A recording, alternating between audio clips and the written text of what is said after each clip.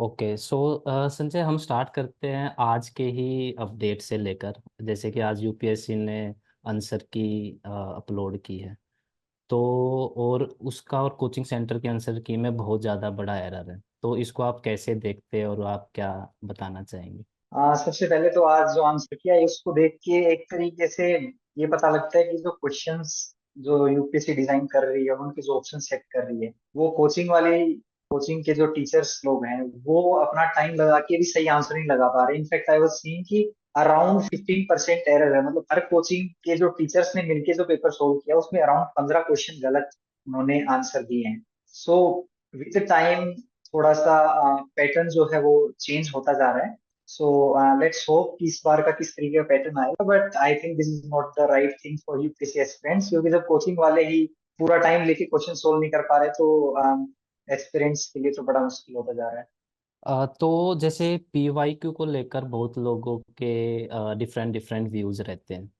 तो आपका क्या कहना है? मतलब पीवाईक्यू का कितना बड़ा रोल रहता है और उसको हम कैसे बेस्ट वे में यूटिलाइज कर सकते हैं? देखो, पीवाईक्यूज जो है वो हमारी प्रीलिम्स या मेंस किसी भी स्टेज के लिए एक इम्पोर्टेंट पिलर है, क्योंकि पीवाईक्यूज अगर हम प्रीलिम्स की बात करें तो उसमें दो तरीके से काम आते हैं। एक तो पीवाईक्यू जो है वो अपना कंटेंट एनरिचमेंट, क्योंकि हम बेसिक बुक्स पढ़ने के बाद में कोई टॉपिक्स रह जाते हैं हमारे, या कौन से टॉपिक का कितना इंपॉर्टेंस है, वो हम पीवाईक्यू जब सोल्व करते हैं तो उससे हमको पता लगता है।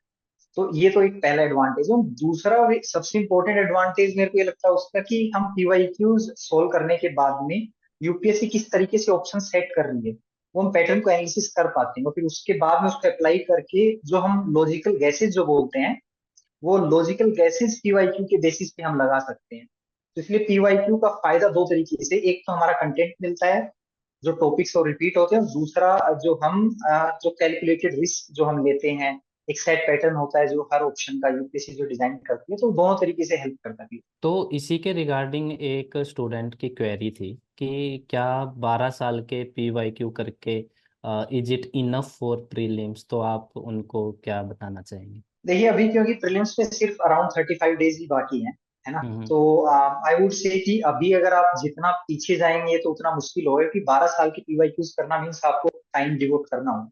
तो फॉर टाइम बिंग जो 2024 के लिए जो अपीयर हो रहे हैं उनके लिए लास्ट 10 इयर्स के PYQs I think that would be है ना, क्योंकि उससे पहले जाएंगे तो उसमें टाइम भी ज्यादा लगेगा, उतना टाइम है नहीं। बट जो स्टूडेंट्स 2025 के लिए अपीयर हो रहे हैं, आई वुड से कि they can go for up to 30 years PYQ, क्योंकि उसमें दो चीजें होंगी। एक तो उनको टॉपिक्स मिलेंगे, रिपीटिशन पता लगेगा कौन से टॉपिक्स इंपॉर्टेंट हैं, तो उससे वो जब फोकस करेंगे तो और ज्यादा कर पाएंगे। और दूसरा, जैसे मैंने बताया कि जो पैटर्न अगर वो जितना पीवाईक्यूज और एनालिसिस करेंगे तो उसके लिए वो और अच्छे से अपना जो गैसेज वो लगा सकते हैं। तो आई थिंक अभी के लिए 10 years to 12 years is more than enough right. Okay. तो जैसे कि अभी बस 40 दिन ही बचे प्री को, और काफ़ी लोगों की क्वेरीज है ये कि अब बचे हुए 40 दिन में हम क्या करें? पीवाईक्यू करें, जो कि आपने अभी बताया 10 साल के हम कर सकते हैं, या नया कंटेंट जो प्रिपेयर नहीं है हम वो करें, या फिर फुल मॉक टेस्ट हम प्रैक्टिस करें? तो कैसे हम यूटिलाइज कर सकते हैं? देखिए, जो नेक्स्ट 35 डेज है ना, वो बेसिकली हमको कंसोलिडेट करना होता है अभी तक जितनी भी चीजें पढ़ी है पूरे साल में, क्योंकि यूपीएससी एक बहुत वास्ट सिलेबस है, ठीक है। तो आई वुड से कि जो नेक्स्ट 35 डेज है, आपको अगर कुछ नई चीजें पढ़नी है, फॉर एग्जाम्पल कोई टॉपिक आपका बचा हुआ है जो आपने नहीं पढ़ा है, तो नेक्स्ट 5 डेज में आप टॉपिक्स जो बचे हैं थोड़ा बहुत जो नया है वो पढ़ सकते हैं। बट उसके बाद में जो नेक्स्ट 1 मंथ है उसमें रिवीजन पे फोकस कीजिए, क्योंकि रिवीजन नहीं करेंगे तो जो हमने पढ़ा है वो भी रिकॉल नहीं हो पाएगा। Plus at the same time hmm. वो आई वुड से 1 to 2 आवर्स डेली पीवाईक्यू को दें, ताकि आप उस माइंडसेट में चले जाएं कि यूपीएससी किस तरीके से क्वेश्चंस पूछ रही है और हमारा क्या माइंडसेट होना चाहिए जब हम ऑप्शंस को पढ़ रहे हैं, ठीक है। तो डेली स्टडी शेड्यूल में आप अपने पीवाईक्यूज को इन्वॉल्व करें एटलीस्ट, और साथ में स्टैटिक पे फोकस करें, क्योंकि स्टैटिक एक ऐसा पार्ट है जहां पे अगर हमारे क्वेश्चंस गलत हो रहे तो हम रेस से बाहर हो जाएंगे, क्योंकि करंट हम्म। अफेयर्स या जो कंटेम्प्रेरी टॉपिक्स आते हैं वो सबके लिए एक तरीके से डिफिकल्ट रहते हैं, बट स्टैटिक एक ऐसा पोर्शन है अगर आप उसको अच्छा कर देंगे तो एटलीस्ट आप सेफ रेंज में आ जाएंगे। तो संजय जी, एक बहुत ज़्यादा इंटरेस्टिंग क्वेश्चन है और रियल लाइफ इशू भी है कि मॉक टेस्ट दे रहे हैं, कंटिन्यूअस लो मार्क्स आए जा रहे हैं। तो उनको अब लास्ट मोमेंट पे कैसे इंक्रीज करें? और सेकंड चीज की इनकरेक्ट आंसर की वजह से जो डैमेज होता है, उस डैमेज को कैसे मिनिमाइज कर सकते हैं? देखो अब जो कम मार्क्स सारे जो फ्लक्चुएट हो रहे हैं, सबसे पहले तो जो कोचिंग के जो टेस्ट पेपर होते हैं और जो रियल एग्जाम होता है, दोनों में जो ऑप्शंस इस तरीके सेट करते हैं, दोनों में अलग होता है। तो अगर आपके कोचिंग में अगर कम मार्क्स आ रहे हैं थोड़ा बहुत, तो इतना ज्यादा स्ट्रेस नहीं लेना, बट इन जनरल आपके मार्क्स जितने आ रहे हैं उससे इंप्रूवमेंट करने के लिए हम जो पेपर तो दे देते हैं, लेकिन उसके बाद जो एनालिसिस पार्ट होता है ना, उस पर फोकस करना चाहिए। तो फॉर एग्जाम्पल जैसे अगर 100 क्वेश्चन आ रहे हैं, तो उसमें सपोज करो मेरे को 30 क्वेश्चन ऐसे मैं मान के कर रहा हूँ जो मेरे को श्योर शॉर्ट सही होने चाहिए। बट जब मैं आंसर चेक कर रहा हूँ तो उसमें से मान लीजिए 10 क्वेश्चन गलत हुए, तो इट मीन्स मेरे कहीं ना कंसेप्चुअल अंडरस्टैंडिंग उसमें कमी है। तो मेरे को बेसिक्स पे जाके अपना कंसेप्चुअल जो पार्ट है उसको क्लियर करना चाहिए। अगर कंसेप्चुअल क्लैरिटी वाले क्वेश्चंस अगर आपके ऑलमोस्ट 90-95% सही हो रहे हैं, देन फिर जो आप गैसेस ले रहे हो वहां पे आपके ज्यादा गलत हो रहे हैं, तो वहां पे फिर आप देखना पड़ेगा कि पीवाईक्यूज जो है उसमें किस तरीके से एग्जामिनर का माइंडसेट है, कौन सी जगह कौन सा वर्ड डाल रहा है जिससे वो क्वेश्चन जो ऑप्शन को गलत करवा रहा है या सही करवा रहा है, राइट। तो वो आप एनालाइज करेंगे, फिर उसको प्रैक्टिस करेंगे जब टेस्ट पेपर्स में। तो आई थिंक जब ये चीजें करेंगे आप, तो आपका जो है मार्क्स है वो इंक्रीज हो जाएगा। तो बेसिकली पेपर देने के बाद में जो एनालिसिस पार्ट है उसको जितना अच्छे से आप करेंगे, हम्म। आपका जो एक तरीके से परफॉर्मेंस है वो फिर स्लोली स्लोली इंक्रीज होता जाएगा। अब थोड़ा टॉपिक वाइज जैसे बात कर लेते हैं, जैसे कि करंट अफेयर हुआ, बहुत वास्ट है और बहुत इम्पोर्टेंट भी है प्री के पर्सपेक्टिव से। तो उसके रिगार्डिंग आप क्या सजेस्ट करोगे इस साल के एस्पिरेंट्स को लेके? देखिए, करंट अफेयर एक ऐसा मैं टॉपिक नहीं बोलूंगा, एक ऐसा इशू है यूपीएससी जर्नी हम्म। में कि जितना करो उतना कम है। क्योंकि आप 10 कोचिंग का कर लेंगे तो भी ऐसा क्वेश्चन मिल जाएगा जो आपने नहीं पढ़ा है, ठीक है। तो उसका कोई एंड नहीं है। तो उसका एक सिंपल सोल्यूशन ये है कि आप कोई भी कोचिंग का एक्स वाई जेड, मान लीजिए विजन या वाजीराम या नेक्स्ट आईएएस, किसी भी कोचिंग का इधर आप मंथली फॉलो करते आ रहे हैं, तो मंथली मैगजीन का रिवीजन कीजिए, या फिर ईयरली कोई कंपाइलेशन किसी कोचिंग का आ रहा है तो आप उसको फोकस कीजिए, ठीक है। उसको रिवीजन कीजिए, एंड उसके अलावा जो भी आप टेस्ट पेपर देंगे, फुल लेंथ टेस्ट दे रहे हैं, उसमें कुछ कुछ करंट अफेयर्स की टॉपिक आएंगे, वहां से आप वो एड ऑन कर दीजिए। बस उतना कर लेंगे तो क्या है कि आप एक लेवल पे आ जाएंगे जहां पे आपने पीएस ने भी उतना ही किया वो। उसके बाद जो क्वेश्चंस आएंगे जो एग्जाम में, वो सबके लिए नहीं रहेंगे, ठीक है।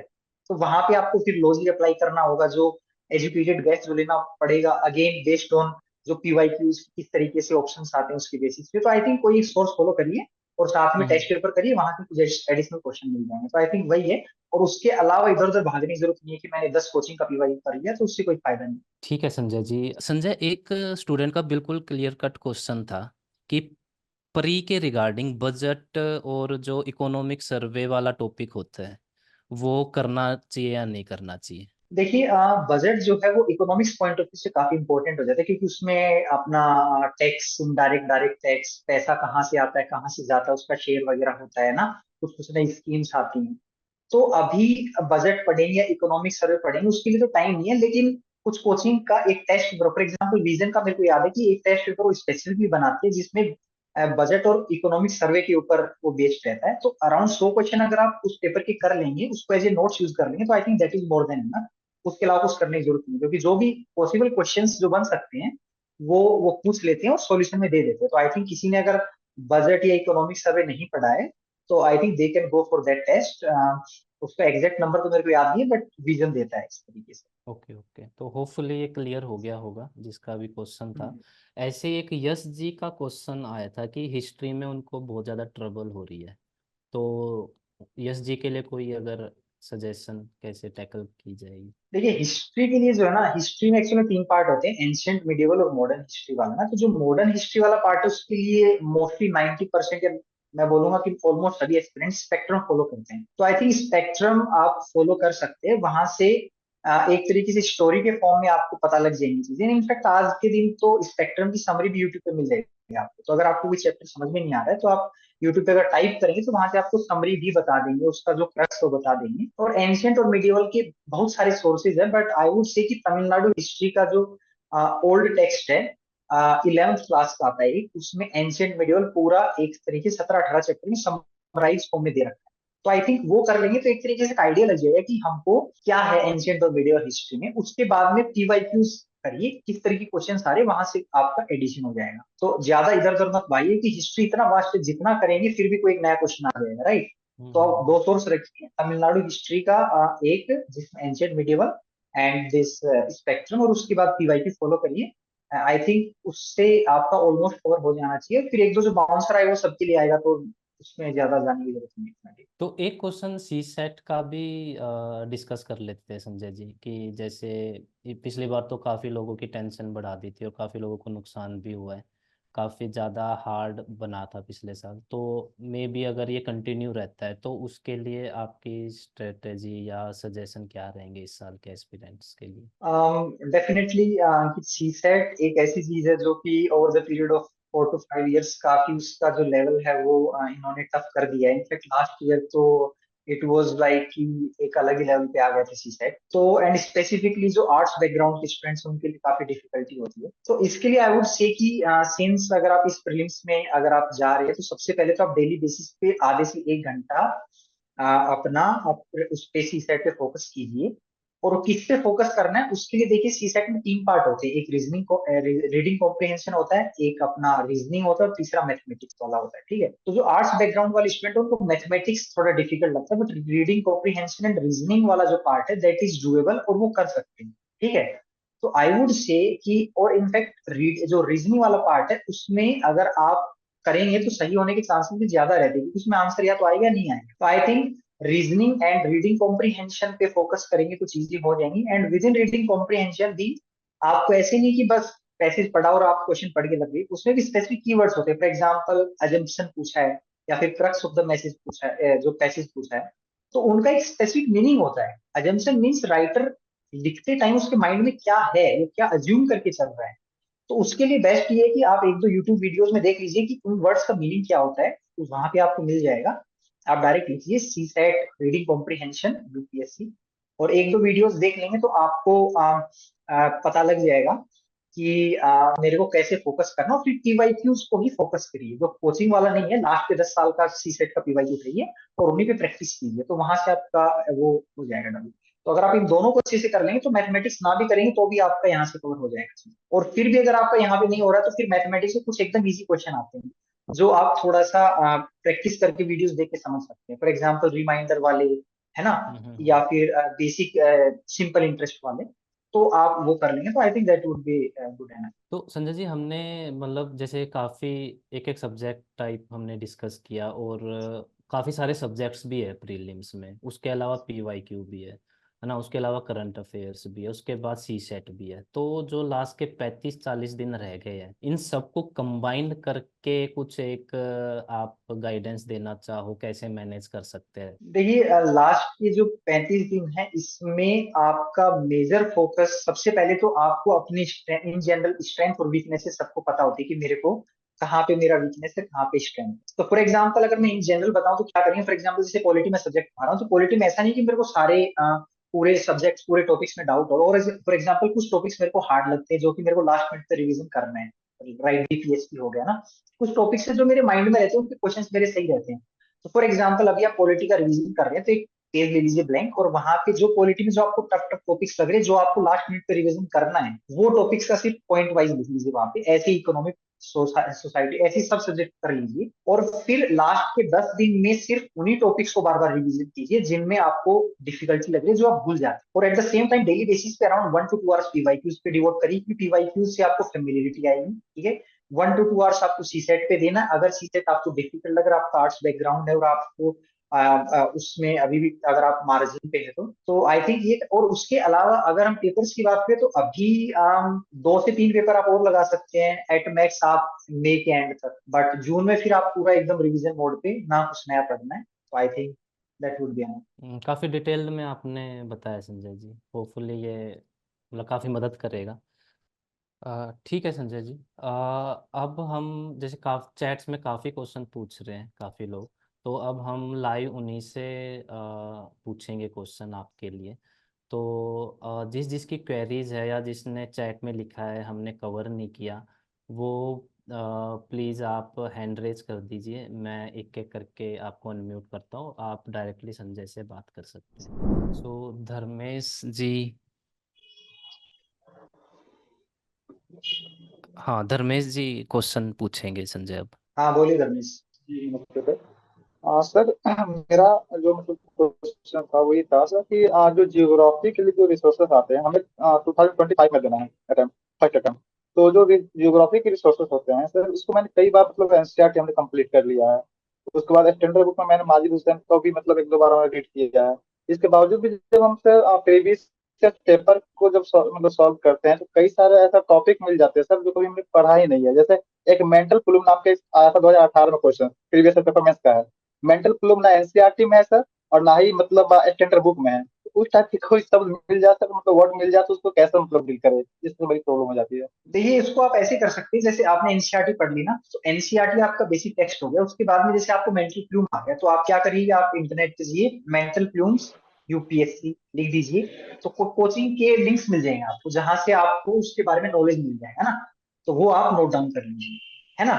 तो ऐसे करके आप इंडिविजुअल टॉपिक्स जो कहीं बुक्स में नहीं है ना, वो आप वैसे नोट डाउन कर सकते हो। तो ऐसे मुश्किल से 10-12 टॉपिक्स होंगे जो कि आपके कवर नहीं है बुक में, या फिर एकदम समरी में छोटे फॉर्म में है। तो आप ऐसे ऑनलाइन सोर्सेज से कर सकते हो। ज्योग्राफी के लिए पीएमएफ आईएएस करके एक वेबसाइट है, जो कि काफी अच्छा कंटेंट देते हैं ज्योग्राफी के रिस्पेक्ट में। अगर आपको तो कुछ भी आपको ज्योग्राफी का सर्च करना है, तो आप लिखिए उस टॉपिक का नाम, लास्ट में पीएमएफ आईएएस, वो आपको अच्छे से कंटेंट बता देगा। हाँ हाँ हाँ, तो आपको ज्योग्राफी से रिलेटेड वहां से आपका कवर हो जाएंगे, अगर आपको और सर ज्योग्राफी एक और में। एक- बिल्कुल सर, एक और ये था कि सर जो हम लोग आंसर राइटिंग जो होता है, आंसर राइटिंग कब से स्टार्ट करें सर? अगर कोई टॉपिक कंप्लीट हो जाए उसके बाद उसका आंसर राइटिंग करने की कोशिश करें, या फिर मतलब बेसिक बुक कंप्लीट करने के बाद आंसर राइटिंग शुरुआत करें? देखिए, आंसर राइटिंग एक ऐसी चीज है कि जो कि आपके पास सबसे पहले तो नॉलेज होना चाहिए ना उसके लिए। कि जैसे फॉर एग्जांपल आपने कोई टॉपिक पढ़ा, जैसे आपने टॉपिक पढ़ लिया क्लाइमेट एंड वेदर, ठीक है। उसके बाद में आप पीवाईक्यूज की बुक प्लेट उठाइए, या कोई भी एक पेपर उठाइए जिसमें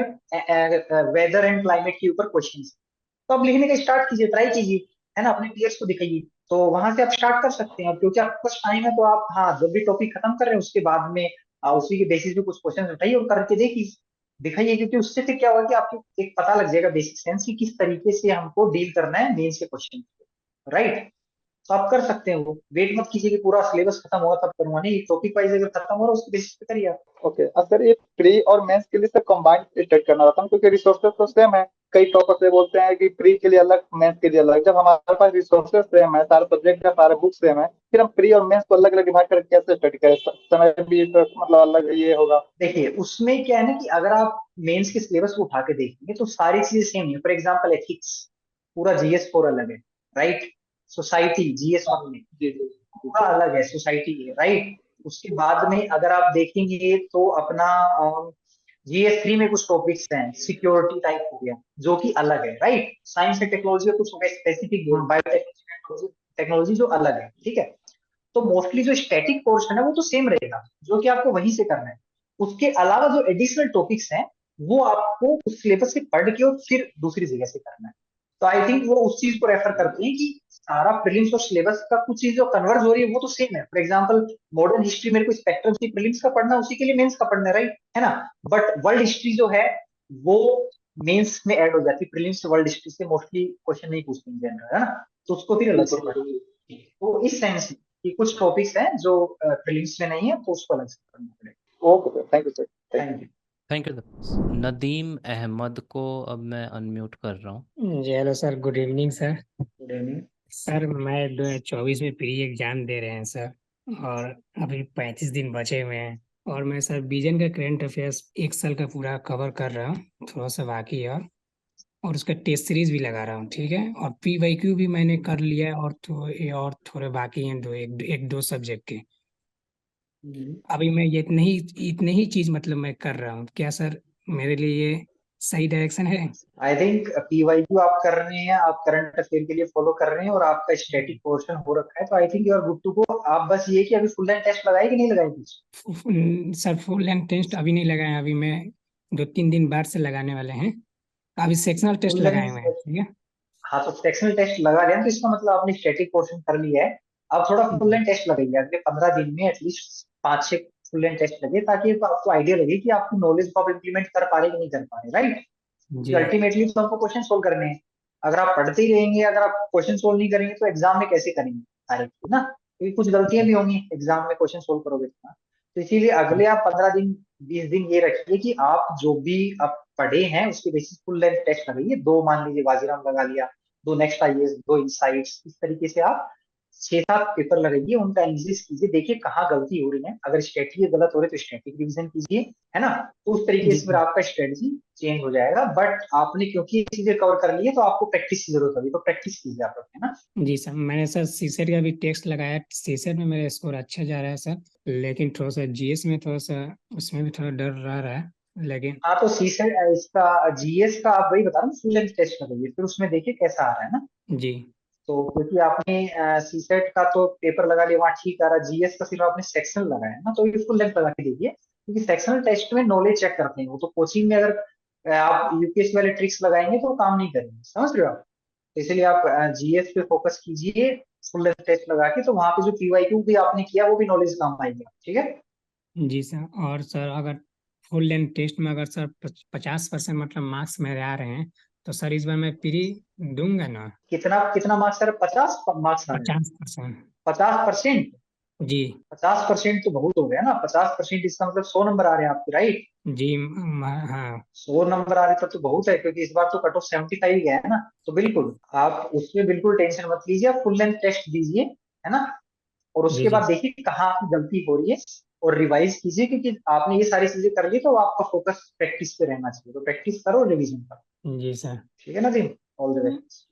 जी सर, बस ये क्यों जी सर, थैंक यू सर। मैं संजय कुमार को अनम्यूट कर रहा हूँ। हेलो। सर 2024 में एग्जाम देने जा रहा हूँ मैं। तो सर दिक्कत ये है, मैंने जैसे टेस्ट भी लगाए, फुल लेंथ टेस्ट भी लगाए, बाकी पीवाईक्यू तो ज्यादा सॉल्व किया। तो पीवाईक्यू में मेरा स्कोर इसी जैसे कि 2017-18 वाला है, तो 18 वाले में मेरा 70 ठीक हुआ ओवरऑल। बाकी 60 से नीचे तो नहीं जाता है, 65, 70, 63 ऐसा ही रहता है एवरेज में। तो क्या करना चाहिए? क्या ये आप मार्क्स बता रहे हैं कि 60 to 70 मार्क्स आते नहीं हैं नहीं आपके सर, पीवाई के? ओवरऑल क्वेश्चन ठीक होते हैं, क्वेश्चन ठीक होते अच्छा, क्वेश्चन ठीक होते हैं, तो आई थिंक हैं। 60 to 70 क्वेश्चन ठीक हो रहे हैं, तो दैट इज काफी अच्छी चीज है वो तो, राइट। हाँ वो और तो आपका सर। सही है। अब आप फुल लेंथ हाँ टेस्ट लगाते हैं, उसमें क्या परफॉर्मेंस है। हाँ, और जैसे मैंने केजीएस का बैच लिया था इसी वाली साल में, यानी ये वाला साल चल रहा है 24 के लिए, तो मतलब मुझे ऐसा लग रहा है कि उन लोगों ने कुछ जैसे पीटी स्पेशल जो रहता है ना, वो सेगमेंट छोड़ दिया उन लोगों ने। तो जैसे कि मैं अगर टेस्ट को थोड़ा सा कम करूँ प्रैक्टिस का, और अगर उन टॉपिक को पढ़ूँ अभी, तो ठीक रहेगा, कर सकते हो। क्योंकि सर मतलब देखिए ऐसा अभी, लगता है पीवाईक्यू का जो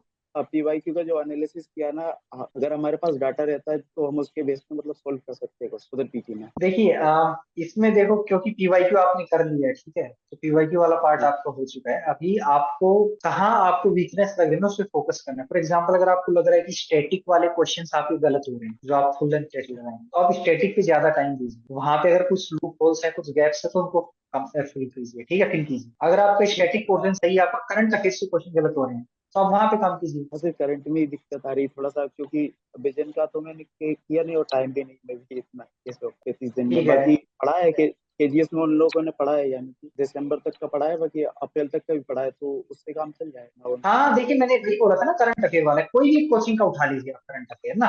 देखो विजन का आप करेंगे तो कोई गारंटी नहीं है कि सारे क्वेश्चन वहां से आ जाए, केजीएस के करेंगे तो भी सारी गारंटी नहीं है कि वहां से आए, ठीक है।